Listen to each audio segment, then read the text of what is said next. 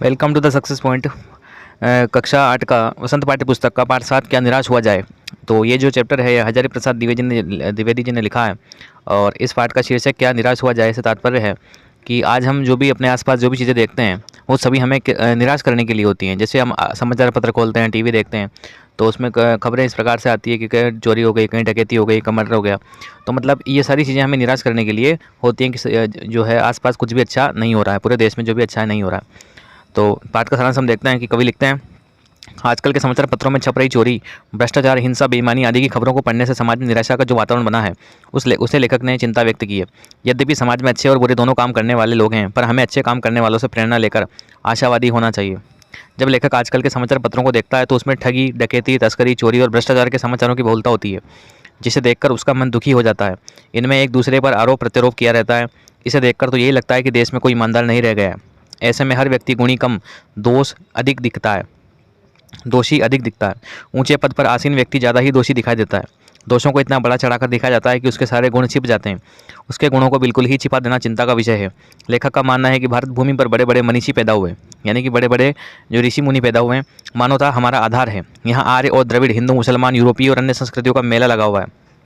यानी कि हमारे देश में सभी लोग मिलजुल करके आपसी भाईचारे के साथ, एकता के साथ रहते हैं। यह मानव महासमुद्र कभी सूख नहीं सकता, मतलब भारत की बात की जा रही है। यहाँ विभिन्न जातीय रूपी बूंदें मिलकर मानव संसार रूपी महासागर बनाती है। इसी के साथ यह भी सही है कि आजकल कुछ इस तरह का वातावरण बना हुआ है कि परिश्रमी और भोले भाले परेशान हैं, तथा फरेब का व्यापार करने वाले, यानी कि गलत काम करने वाले जो हैं उन्नति करते जा रहे हैं। इस माहौल में ईमानदारी, सच्चाई, मेहनत आदि बेबसी बनकर रह गई है। इससे जीवन के मानवीय मूल्यों के प्रति लोगों की आस्था विचलित होने लगी है। भारत वह देश है जहाँ भौतिक वस्तुओं के संग्रह को महत्व नहीं दिया जाता। यहाँ मनुष्य के आंतरिक भावों को ही विशेष माना जाता है। हर व्यक्ति में लोभ, मोह, काम, क्रोध आदि भरे हैं, पर इन्हें प्रधान मानकर मन को इनके इशारे पर नहीं छोड़ना चाहिए।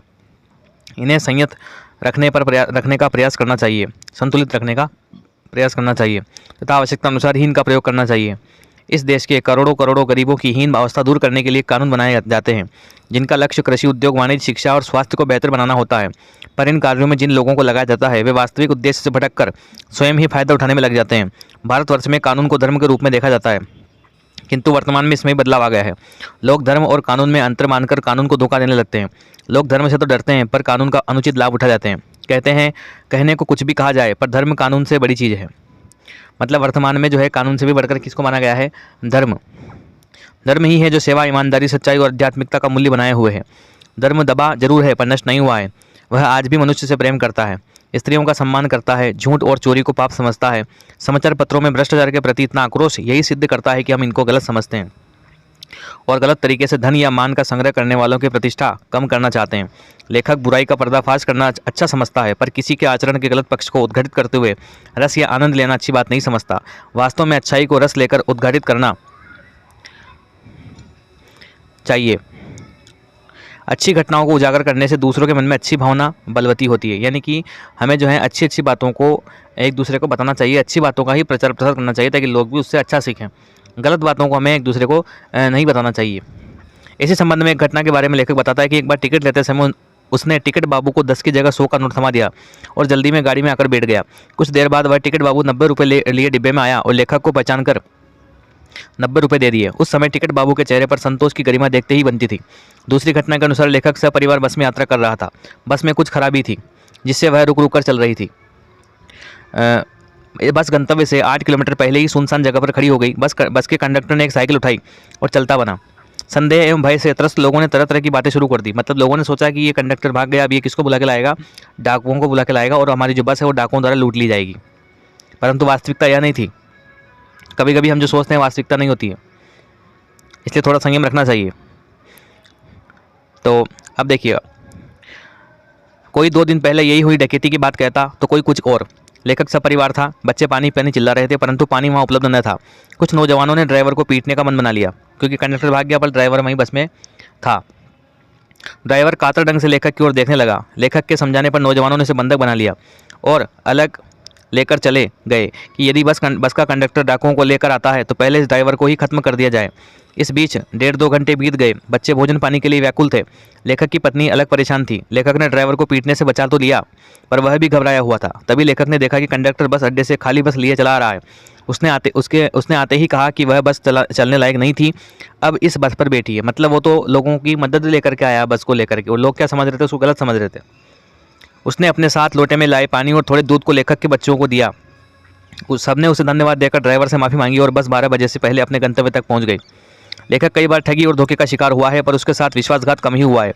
उसका मानना है कि कष्टकर चीज़ों का हिसाब रखने से जीवन कष्टकर हो जाएगा।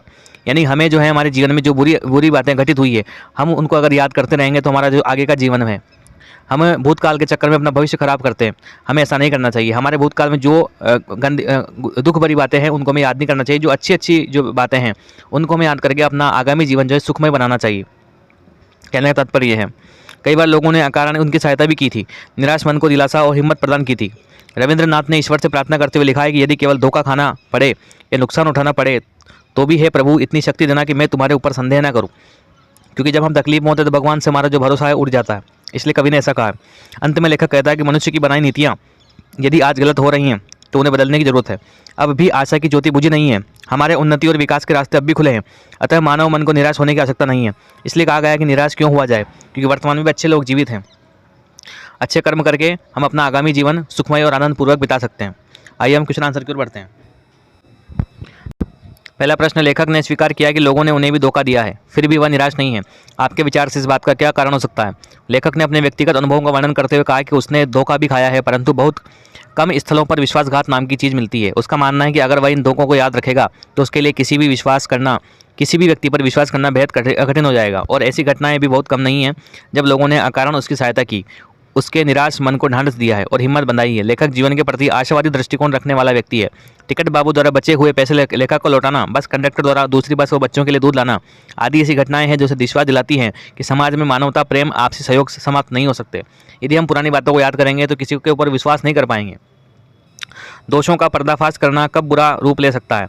दोषों का पर्दाफाश करना तब बुरा रूप ले सकता है जब लोग किसी के आचरण के गलत पक्ष को उद्घाटित करके उसमें रस लेते हैं। इसके कई कारण हो सकते हैं, जैसे किसी की बदनामी करना, आपसी दुश्मनी या बदले की भावना। मतलब लोग जो हैं किसी के दोषों को सुन करके उससे क्या प्राप्त करते हैं? आनंद प्राप्त करते हैं। तो ये गलत है। आजकल के बहुत से समाचार पत्र या समाचार चैनल दोषों का पर्दाफाश कर रहे हैं। इस प्रकार के समाचारों और कार्यक्रमों की सार्थकता पर तर्क सहित विचार लिखिए। आजकल के बहुत से समाचार पत्र या समाचार चैनल दोषों का पर्दाफाश कर रहे हैं। इस प्रकार के पर्दाफाश से व्यक्ति समाज में व्याप्त बुराइयों से, अपने आसपास के वातावरण तथा लोगों से अवगत हो जाते हैं और इसके कारण समाज में जागरूकता भी आती है। समाज समय रहते ही सचेत और सावधान हो जाता है। पर ये तभी सार्थक है जब इसमें सच्चाई, ईमानदारी और जनकल्याण की कामना हो। यदि इनमें किसी प्रकार का स्वार्थ, जैसे कि अपनी टीआरपी बढ़ाना, चैनल को प्रसिद्ध करना या धन कमाना आदि हो, तो इन कार्यक्रमों की कोई सार्थकता नहीं रह जाती है। यानी कि टीवी चैनलों को भी थोड़ा सोचना चाहिए। लेखक ने लेख का शीर्षक क्या निराश हुआ जाए क्यों रखा होगा? क्या आप इससे भी बेहतर शीर्षक सोच सकते हैं?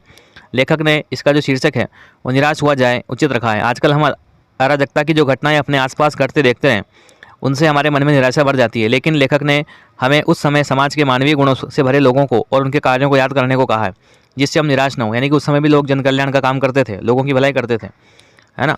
इसका अन्य शीर्षक हम निराशा से आशा भी रख सकते हैं कि हमें निराशा से क्या प्राप्त हो सकती है? आशा। एक दिन दुख है तो एक दिन सुख भी जरूर आएगा। यदि क्या निराश हुआ जाए के बाद कोई विराम चिन्ह लगाने के लिए कहा जाए तो आप निम्न में से, तो ये तो व्याकरण टाइप क्वेश्चन है।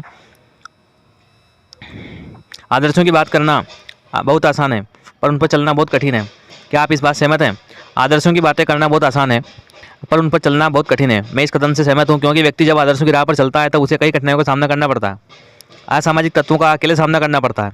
वास्तव में लेखक हमसे या समाज से यही पूछना चाहता है कि यदि हम समाज की अच्छाइयों की ओर ध्यान देते हैं तो क्या हमें निराश होने की आवश्यकता है? इस प्रकार से पाठ के प्रश्नोत्तर और संबंधित पाठ का सार हमने देखा। आशा करता हूँ वीडियो आपको अच्छा लगा होगा। मिलते हैं नेक्स्ट वीडियो में। धन्यवाद।